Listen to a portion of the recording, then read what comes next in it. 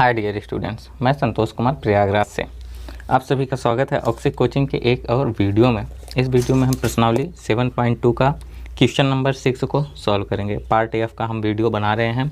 अगर आपको सभी पार्ट के वीडियो चाहिए तो डिस्क्रिप्शन को जरूर चेक कर लेना, आपको सभी वीडियो की लिंक मिल जाएगी। और अगर 9th क्लास की सभी वीडियो की लिंक चाहिए, यानी कि 9th क्लास में जितने भी वीडियो अब तक हमने बना चुके हैं या फिर आगे बनाने वाले हैं, तो उसकी भी प्लेलिस्ट हमने बनाई है 9th क्लास मैथ सोल्यूशन शायद इसी नाम से, तो उसकी भी लिंक आपको डिस्क्रिप्शन मिल जाएगी। आप अगर चाहते हो देखना तो ज़रूर से चेक कर सकते हो। वीडियो शुरू करने से पहले सब्सक्राइब कीजिए ऑक्सिक कोचिंग यूट्यूब चैनल को और बेल आइकन को ऑल पे कीजिए, जिससे फ्यूचर में कोई वीडियो आप मिस ना करो। अगर आपने पहले से ही सब्सक्राइब कर रखा है तो थैंक यू वेरी मच। तो बात करते हैं क्वेश्चन की। तो आप आकृति देख लो। क्वेश्चन है कि ए बी सी एक समद्विबाहु त्रिभुज है, यानी कि ए बी सी ये छोटा वाला त्रिभुज क्या है, समद्विबाहु है, जिसमें ए बी इक्वल टू ए सी है। ओके, यानी कि ये जो ए बी है और ए सी है, तो ए बी के बराबर ही ए सी है, यानी कि ये दोनों भुजाएं बराबर हैं, इसलिए ये चिन्ह भी लगा हुआ है। और आगे है कि भुजा बी ए बिंदु डी तक इस प्रकार बढ़ाई गई कि A D equal to A B है, यानी कि ये जो भुजा है कौन सी भुजा, बी ए, ये वाली भुजा को हमने आगे बढ़ाया कहाँ तक, डी तक, और इस प्रकार बढ़ाया कि जितनी लंबाई बी ए की है उतनी ही लंबाई ए डी की हो गई, यानी कि बी ए के बराबर है, ये क्या है, ए डी है। तो कहने का मतलब ये इसके बराबर है, ये इसके बराबर है, तो ये तीनों रेखाएं तो एक दूसरे के बराबर होंगे। ओके, तो दर्शाइए कि क्या दर्शाना है कि B C D, angle B C D एक समकोण है। एंगल बी सी डी यानी कि ये वाला एंगल पूरा दर्शाना है, ये छोटा वाला नहीं, पूरा एंगल कितना है, एक समकोण है, यही हमें बताना है। तो आपको तो क्वेश्चन समझ में आ गया होगा। ओके, तो शुरू करते हैं, इसका हल स्टार्ट करते हैं। हल ओके, तो सबसे पहले हम त्रिभुज ए बी सी की बात करेंगे, यानी कि त्रिभुज ए बी सी में देखो मैं डायरेक्ट हल स्टार्ट करता हूँ। आप चाहो तो क्या दिया है, क्या उपपत्ति है, आप सब कुछ लिख सकते हो बाकायदे कि ये चीज़ दिया है, समद्विबाहु त्रिभुज है। मैं ये सब लिखने में बिलीव नहीं करता, ठीक है। डायरेक्ट हल पे स्टार्ट करते हैं। यार वो चीज़ तो डायरेक्ट क्वेश्चन में दिया है, तो हम यहाँ पे क्या लिख के आपको शो करें, ठीक। तो त्रिभुज ए बी सी में इस वाले छोटे त्रिभुज में, अब ये त्रिभुज जो कि समद्विबाहु त्रिभुज है, यानी कि ये रेखा और ये रेखा बराबर है। अगर बराबर है तो इस रेखा के, इस भुजा के सम्मुख कोण ये वाला एंगल और इस भुजा के सम्मुख कोण ये वाला एंगल, सिर्फ इतना, ठीक है। कितना, सिर्फ इतना, यानी ये एंगल और ये एंगल बराबर होगा। कई बार आपको बता चुके हैं यार, ठीक है। अगर बराबर होगा तो हम लिखते हैं, तो angle A B C, angle A B C equal to कौन सा angle, A C B, angle A C. अगर मैं थोड़ा फास्ट सॉल्व करूं तो आपको परेशानी नहीं होनी चाहिए, अगर आपने पुरानी वीडियो देख रखी है तो, ठीक है। ए बी सी बी दोनों आपस में बराबर हैं। इसका कारण आप चाहो तो लिख सकते हो कि बराबर भुजाओं के सम्मुख कोण,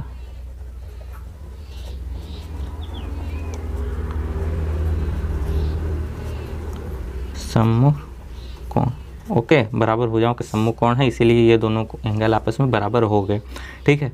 अब इसी छोटे ही त्रिभुज में आप ये बताओ ये कितना होगा, सिर्फ इतना। आपको नहीं पता कितने अंश का होगा, क्योंकि बस हमें इतना पता है कि त्रिभुज के तीनों अंतःकोणों का योग 180 अंश होता है, यानी कि ये इसके बराबर है, ठीक है। तो अगर हम ये एंगल और ये एंगल तीनों को अगर प्लस करेंगे तो 180 अंश का होगा, ठीक है। तो हम यहाँ पे लिखेंगे कि एंगल कौन सा, A B C plus A B C हो गया A C B, angle A C B plus कौन सा, ये वाला एंगल। इस एंगल को क्या लिखेंगे, बी ए सी लिख सकते हैं, बी ए सी या सी ए बी, कुछ भी लिख सकते हो। तो angle B A C equal to कितना होगा, 180 अंश होगा। अब आप कारण में चाहो तो ये लिख सकते हो कि त्रिभुज के अंतःकोणों का योग, त्रिभुज के अंतःकोणों का योग, कोणों का योग, त्रिभुज के अंतःकोणों का योग आपको पता ही है कि 180 अंश होता है। अब आप थोड़ा सा गौर करो, क्या गौर करना है कि देखो हमें ये एंगल 190 दिखाना है ना, ये डी सी ए, ये वाला एंगल 90 डिग्री दिखाना है, तो इस एंगल में ये वाला एंगल आ रहा है ना, तो हम इस एंगल के स्थान पे इस वाले एंगल को लिख देंगे, यानी ए बी सी के स्थान पे हम क्या लिखेंगे, ए सी बी।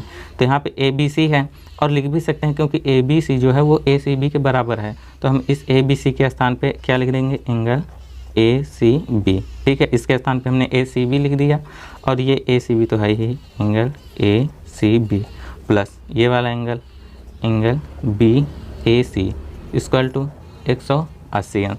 ये दोनों मिलके क्या होगा, ये दोनों मिलके 2 angle A C B plus ये angle B A C equal to 180 अंश। इसे आप इक्वेशन 1 मान लो। ओके, अगर इतना आपको समझ में आ गया है तो आगे का क्वेश्चन आपको समझने में परेशानी नहीं होगी। अब हम इस त्रिभुज को छोड़ के अब हम इस त्रिभुज पे चलते हैं, ए डी सी में या फिर ए सी डी में। ठीक है, तो हम यहाँ पे लिखेंगे कि त्रिभुज किस में, ए सी डी में, त्रिभुज ए सी डी में। सबसे पहले जो क्रिया हमने इस वाले त्रिभुज के साथ की है, सेम क्रिया इस वाले त्रिभुज के साथ भी करने वाले हैं। देखो ये वाला एंगल, कहने का मतलब ये भुजा बराबर है, तो ये एंगल और ये एंगल तो बराबर होगा। आप कुछ बच्चे ये मिस्टेक कर सकते हैं कि सर जी ये भुजा और ये भुजा बराबर हैं, तो ये कोण भी बराबर होने चाहिए, तो ऐसा बिल्कुल भी नहीं है। ये भुजा इसके बराबर है तो ये कोण इसके बराबर होगा। ठीक है, और ये भुजा बराबर है तो ये एंगल बराबर होगा। अब ऐसा आप नहीं कह सकते कि ये एंगल और ये एंगल बराबर है या फिर ये एंगल बराबर है, ऐसा बिल्कुल भी नहीं हो सकता। ये गलती आप मत कर दें। तो इस वाले त्रिभुज में आप कौन से 2 एंगल बराबर हैं, यानी एंगल ए सी डी। ठीक है, सिर्फ इतना सिर्फ, तो angle A C D equal to कौन सा angle, A D C, angle A D C. ये दोनों एंगल बराबर हो गए। इसका कारण आप लिख सकते हो कि बराबर भुजाओं के सम्मुख कोण, हम थोड़ा फास्ट लिख दें, बराबर भुजाओं के सम्मुख कोण। ओके, क्योंकि मैं आपको बता रहा हूँ कि क्या लिखना है, तो इधर आप राइटिंग पे गौर मत करना, बराबर भुजाओं के सम्मुख कोण। अब आप फिर से वो गौर करो कि इस वाले त्रिभुज के भी तीनों अंतःकोणों का योग 180 अंश होगा, क्योंकि जो काम इसमें किया था वही इसमें भी करेंगे। तो तीनों एंगल को जोड़ेंगे, एंगल ये प्लस ये वाला एंगल इक्वल टू 180 अंश होगा। देखो करते हैं कि angle A C D plus ये वाला angle A D C plus ये वाला एंगल। अभी इस वाले एंगल को सिर्फ पूरा मत लेना, सिर्फ इतना लेना। ओके, तो इस वाले एंगल को आप क्या लिख सकते हो, डी ए सी लिख सकते हो, angle D A C equal to क्या होगा, 180 अंश। आप इसका कारण लिख सकते हो वही जो ऊपर लिखा था, त्रिभुज के अंतःकोण, त्रिभुज के अंतःकोणों का योग। अब कारण लिख दो तो भी सही रहेगा, अगर नहीं भी लिखते हो तो भी गलत किसी भी तरीके से नहीं होगा। ठीक है, अब इसके बाद देखो फिर से वही काम करेंगे कि हमें इस कोण में, किस कोण, ये पूरे कोण में, यानी कि एंगल सी में ये वाला एंगल मिल रहा है और ये वाला एंगल। ठीक है, तो हम इस एंगल के स्थान पे, जो कि ये दोनों एंगल बराबर हैं, तो हम इस एंगल के स्थान पे ये वाला एंगल रख देंगे। ठीक है, तो यानी कि ए डी सी के स्थान पे ए सी डी रख देंगे। तो ए सी डी तो यहाँ पे है ही, देखो angle A C D plus A D C इस एंगल के स्थान पे, यानी ए डी सी इस एंगल के स्थान पे, ए डी सी इस एंगल के स्थान पे हम ये वाला एंगल रख देंगे। और प्रॉपर रख भी सकते हैं क्योंकि यहाँ पे लिखा है ए डी सी और ए सी डी बराबर हैं, तो हम यहाँ पे भी लिख देंगे एंगल ए सी डी। इसके स्थान पे ये लिख दिया क्योंकि बराबर थे, प्लस एंगल डी ए सी, ये तो है ही, इक्वल टू 180 अंश। ये दोनों मिलके क्या हो गए, 2 angle A C D plus ये तो है angle D A C equal to 180 अंश। इसे हम मान लेते हैं इक्वेशन 2। ओके, ये दोनों इक्वेशन जो हैं हम इसे नेक्स्ट पेज में लिख लेते हैं। इन दोनों इक्वेशन को आप गौर से देख लो। ठीक है, तो हमने इधर लिख लिया है इन दोनों इक्वेशन को। हमने एक मिस्टेक की थी, देखो हमने यहाँ तक लग के इसी को इक्वेशन 1 मान लिया था। ठीक है, जैसे इधर आप देखो तो हमने क्या किया था कि यहाँ तक लग के इसी को इक्वेशन 1 मान लिया था। तो हमें एक कदम और आगे लिखना है, यानी कि angle B A C equal to कितना होगा, 180 माइनस ये इधर आ जाएगा तो 2 एंगल ए सी बी होगा, ये होगा। तो इसे इक्वेशन 1 मानना था मुझे, लेकिन अभी मैंने क्या किया है कि एक हमने उसी को मान लिया है, तो हम इक्वेशन आगे मान लेंगे, ठीक है। तो वो सारे काम हम इसमें कर लेंगे, ठीक है। तो देखो इस 2ACB को हम उधर ले जाएंगे समीकरण 1 में, ठीक है। तो angle BAC equal to 180 minus ये उधर जाएगा तो माइनस हो जाएगा, एंगल 2 एंगल ACB, ओके। इसे समीकरण 3 मान लेते हैं।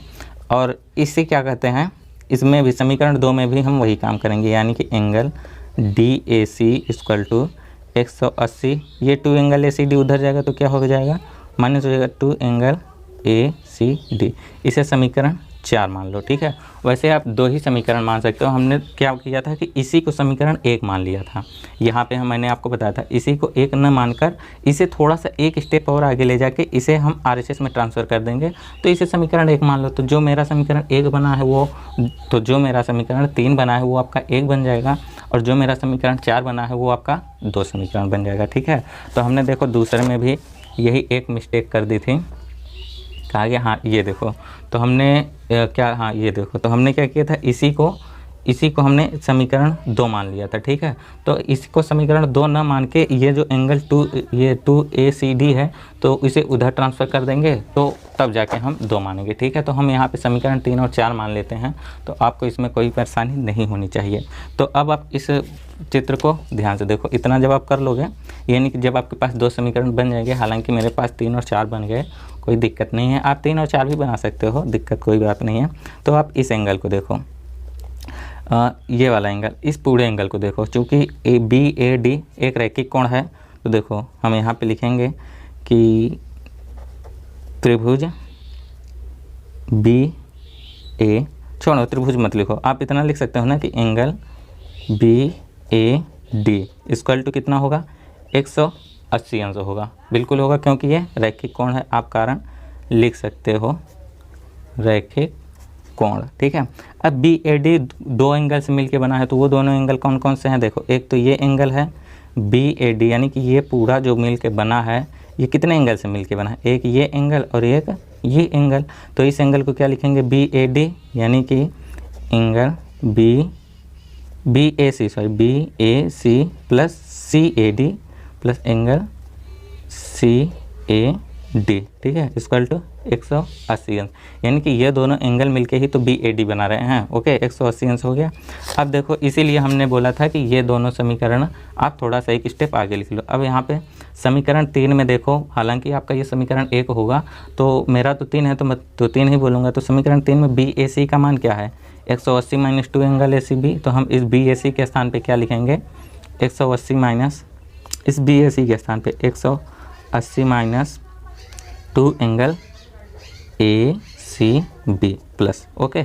अब यहाँ पे क्या है, एंगल CAD है या फिर DAC है, कोई दिक्कत नहीं है। तो हमने यहाँ पे CAD, हमारा ये क्या है, DAC, ठीक है। तो DAC कितना है, 180 माइनस 2 एंगल ACD है, ठीक है। तो हम इस DAC या फिर CAD के स्थान पे हम ये लिख लेंगे 180 माइनस, यानी कि 180 minus 2 angle ACD, okay, equal to 180 अंश। देखो इसके स्थान पे हमने ये लिखा और इसके स्थान पे हमने ये लिखा, ओके। ये 180 अंश तो इक्वल टू में था ही, तो ये 180 अंश और ये 180 अंश कट के 0 हो जाएगा, और ये जो 180 अंश है वो उधर जाएगा तो माइनस हो जाएगा, यानी कि बचा क्या, 2 एंगल ACB माइनस ये 2 एंगल ACD, ठीक है, इक्वल टू, इधर ये दोनों कट के 0 हो गए थे, परंतु ये वाला इधर जाएगा तो माइनस में बचेगा 180 अंश, ओके। इसमें से हम क्या कहते हैं, ये भी माइनस है, अभी गलती हो जाती, तो इसमें हम -2 कॉमन ले लेंगे, ठीक है। तो -2 अगर हम कॉमन लेंगे तो क्या बचेगा, angle ACB plus angle ACD, ठीक है, इक्वल टू -180 अंश। अब इस -2 से -180 अंश को काट देंगे तो कितना आएगा, 90 अंश, यानी कि angle ACB plus angle ACD आ जा, हाँ, ACB plus ACD equal to 90 अंश। तो देखो ACB कहाँ पे है, आप देखो ACB ये वाला एंगल, और कौन सा है, ACD ये वाला एंगल, दोनों एंगल मिल के कितना हो रहे हैं, 90 अंश है, ठीक है। तो इन दोनों एंगल के स्थान पे हम क्या लिख सकते हैं, BCD लिख सकते हैं, ठीक है। बी सी डी लिख सकते हैं या फिर ए सी डी लिख सकते हैं। बाकी हमें बी सी डी पूछा था तो हम बी सी डी ही लिखेंगे, बी सी डी। इन दोनों के स्थान पे angle B C D equal to 90 अंश। ये देखो प्रूव्ड हो गया। इसी एंगल को बोला था कि 90 अंश करके दिखाओ, हमने आपको दिखा दिया। इसके साथ ही ये क्वेश्चन होता है समाप्त। अगर आपको क्वेश्चन समझ में आया तो यार वीडियो को लाइक करके अपने दोस्तों के साथ भी शेयर कर देना। तो इसी के साथ ही वीडियो को समाप्त करते हैं। इस वीडियो में इतना ही। हम और आप मिलेंगे नेक्स्ट वीडियो में फिर से। तब तक के लिए बाय बाय, टेक केयर, ख्याल रखना अपना, बाय।